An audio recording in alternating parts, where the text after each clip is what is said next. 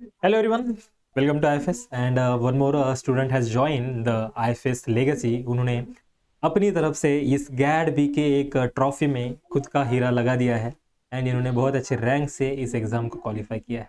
बहुत सारी चीज़ें इनसे जान लेंगे कि वो इन्होंने टारगेट किया एग्ज़ाम को, कैसे चैलेंजेस इनको है, इन चैलेंजेस को कैसे ओवरकम किया उन्होंने एंड ऐसी तमाम बातें जान लेंगे। एंड ये सब जानने से पहले थोड़ा इनको जान लेते हैं। तो प्लीज़ अपना परिचय दीजिए। Sir my name is Jamal Abidin.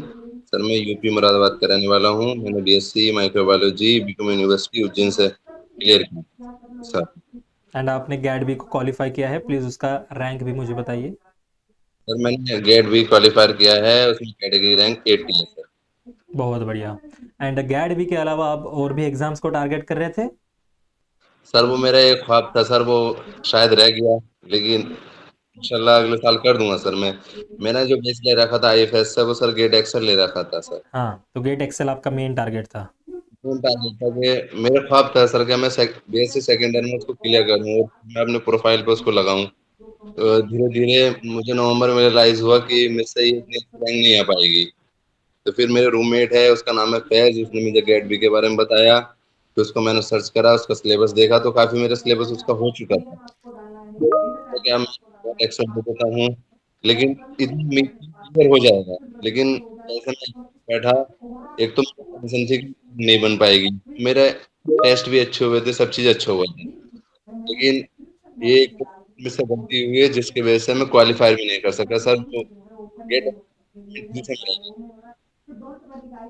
तो क्यों लगा आपको कि गेट ही क्वालिफाई करना है, वो भी अपने सेकंड ईयर में ही बीएससी के? सर, एक वो सर मैं नेट तो दे नहीं सकता था सर, तो एक वो ख्वाब था सर, प्रोफाइल अचीवमेंट में। के लिए एक ऐसा एक टारगेट दिया था, खुद को चैलेंज किया था। जी कोई सर, बात जी नहीं, सर। बट उस चैलेंज की वजह से आपने गैट बी को क्वालिफाई किया है, ये भी बहुत अच्छी बात। It is also national level exam ना, कोई कप ऑफ टी नहीं है कि कोई भी सर मैं आके उठ के एग्जाम दे एंड क्वालिफाई करे।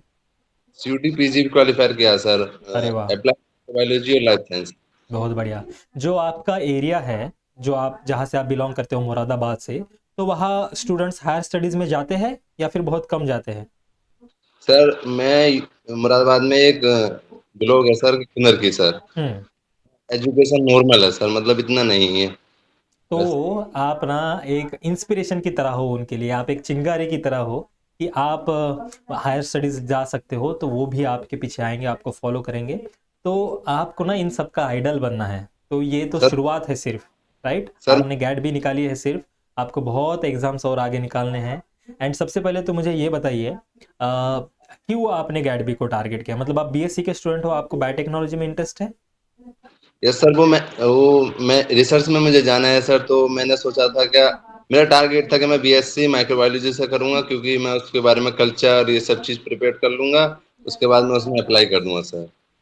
तो बायोटेक्नोलॉजी क्यों पसंद है? सर उसमें प्रोडक्ट क्रिएट करना सर, प्रोडक्ट बनाना, ये सर इसको अच्छा, ख्वाब है सर। क्रिएटिव काम आपको पसंद है कुछ, मतलब जो भी हम थेरोटिकल पढ़ते हैं, जो भी हम थेरोटिकल पढ़ते हैं उसको हम डायरेक्टली कर सकते हैं बायोटेक्नोलॉजी की मदद से, तो वो आपको अच्छा लगता है। जी सर, इन फ्यूचर सर मेरा टारगेट है सर, गेट एक्सेल अभी क्लियर करना है सर मुझे, फिर नेट भी क्लियर करना है, जीआरएफ बिल्कुल, लेना है सर, और बार का एग्जाम सर। बिल्कुल, बिल्कुल, ये सारी चीज़ें आप टारगेट करोगे, अचीव भी करोगे, इसकी मैं आशा करता हूँ। करोगे ही, यानी ये फर्स्ट स्टेज है आपकी, फर्स्ट सीढ़ी है। बहुत आगे बढ़ना है आपको। एंड रिसर्च कब लगा आपको कि रिसर्च में कुछ करियर होना चाहिए?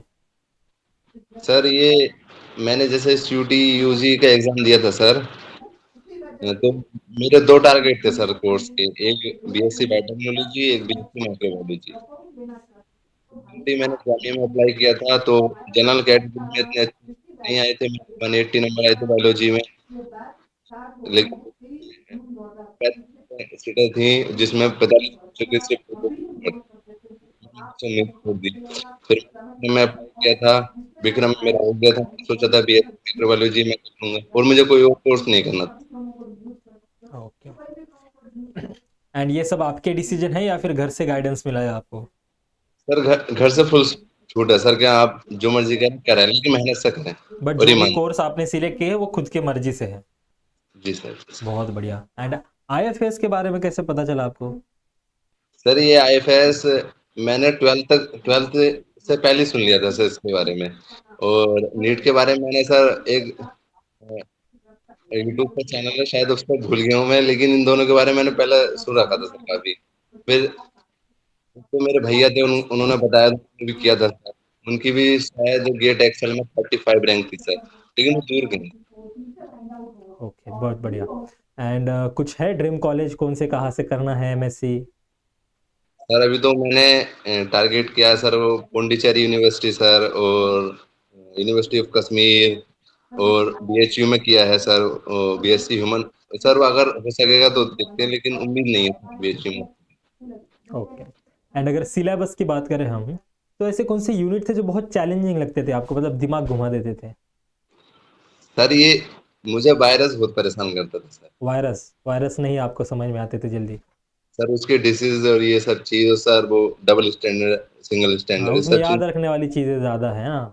सर उसको फिर मैंने कम से कम 12-13 बार उसको रिपीट किया था लॉन्ग में, लेकिन उससे नहीं हो पाया। तो फिर मैंने चैट जीपीटी से शॉर्ट नोट्स मांगे, और फिर मैंने अपनी तरफ से भी उसको शॉर्ट नोट्स में तब्दील किया, फिर उसकी तैयारी की। अरे वाह, बहुत बढ़िया। मतलब और रिसर्च सर, में जाने से पहले ही खुद एक रिसर्च कर रहे हो नोट्स बनाने की we can say, right? Sir GAT B का सिर्फ मैंने सर 1 महीना उसकी प्रिपरेशन की थी सर, अरे गेट वाह, एक्स। बहुत बढ़िया। और मतलब गेट मैं, एक्सेल के नॉलेज से ही आपने गेट बी को टारगेट किया, हम कह सकते हैं। जी जी सर, जी सर। मेरी बहुत केमिस्ट्री सर क्लियर थी। फिर मैंने 1 साल का ड्रॉप भी ले रखा था सर नीट के लिए, तो उसमें मेरी फिजिक्स अच्छी थी सर, और मेरे 12th में फिजिक्स में भी अच्छे थे सर, तो इतनी दिक्कत नहीं हुई सर सेक्शन ए में। बहुत बढ़िया। एंड लेकिन उसके विपरीत ऐसे कौन से यूनिट थे जो बहुत अच्छे लगते थे, प्यारे लगते थे आप? सर वो मेरे सेमेस्टर में सर बायो प्रोसेसिंग था, वो मुझे बहुत अच्छा लगता है सर पढ़ने में। बायो सर वो प्रोसेसिंग?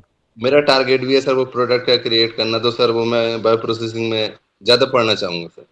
बहुत बढ़िया। बहुत लोग इसको स्किप कर देते हैं, इनको इंटरेस्ट नहीं होता, बट मैटर करता है कि आपने बीएससी में इसको कैसे पढ़ा है। अगर उसने बहुत अच्छे से पढ़ा है आपने, तो आपका इंटरेस्ट इसमें आ जाता है, फर्मेंटर्स में, फर्मेंटेशन में, टाइप्स ऑफ फर्मेंटेशन में, बहुत सारी चीज़ें इंटरेस्टिंग जो है। मेरा भी खुद का ही मास्टर्स में है माइक्रोबायोलॉजी में, तो मुझे भी पता है ये सारी चीज़ें कि बहुत इंटरेस्टिंग होता है। तो मुझे बताइए कि पी वाई क्यूज़ कितना बड़ा रोल प्ले करते हैं? हाँ, ये मैं कहना चाहूँगा सर। मैंने सिलेबस गेट एक्सेल का जो मुझसे कमी रह गई वो बता, गेट एक्सेल का, चाहे वो सर गेट भी है गेट एक्सेल है, मैंने सोचा था कि सर मैं 3 महीने तक पीवाईक्यू और क्वेश्चन की प्रैक्टिस करूंगा सर, उसी से मैं तैयारी करूंगा। वो मुझसे छूट गई थी सर, ये मेरी कमी थी सर। जो भी बच्चा कर रहा है उसको सोचना चाहिए कि हम 3 महीने पहले सिलेबस पूरा कंप्लीट कर दें, तीन हम्म। चार बार रिविजन कर दें, हम्म। उसके बाद हम पीवाईक्यू और क्वेश्चन से प्रैक्टिस करें सर। पी वाई क्यू बहुत इंपॉर्टेंट है, कि इसके पीछे का रीज़न मुझे बताइए। सर ये है कि तुम्हारी पीवाईक्यू और क्वेश्चन तुम करोगे तो उससे तुम्हारी रैंक बढ़ सकती है, और मैंने मतलब क्या देखा भी है। फ़ायदे क्या होता है पी वाई क्यूज़ के, क्या पता चलता है हमें?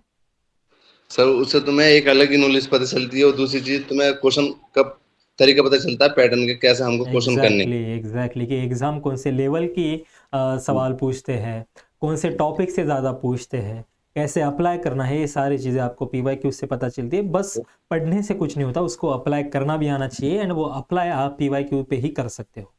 सर वो मैंने सिर्फ 1 या 1.5 महीना उसकी प्रैक्टिस की थी सर, वो अब रह गई सर, लेकिन अगले साल कोशिश करूंगा क्या गेट एक्सेल अच्छी रैंक से निकल जाए सर। बिल्कुल बिल्कुल, all the very best for your that upcoming जो भी एग्ज़ाम्स आप दोगे, GATE, BARC, DBT, life science, CSIR, सब एग्ज़ाम क्वालिफाई करो, एंड फिर से कोई ना कोई एक फैकल्टी आके आपका इंटरव्यू ले, ये मैं दुआ जी करता हूँ।